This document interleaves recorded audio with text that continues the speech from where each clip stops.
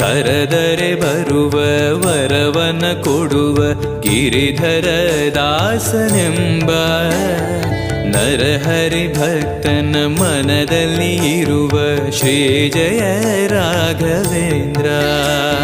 ಮೊರೆಯಿಡಲು ನಮ್ಮ ಬಗೆ ಇರುವ ತಾಯಿ ತಂದೆ ನಾನೆಂಬ ಮಹನೀಯನು ನಮ್ಮ ದೊರೆ ಇವನು ನರಸಿಂಹ ಸಖನು. पूज्याय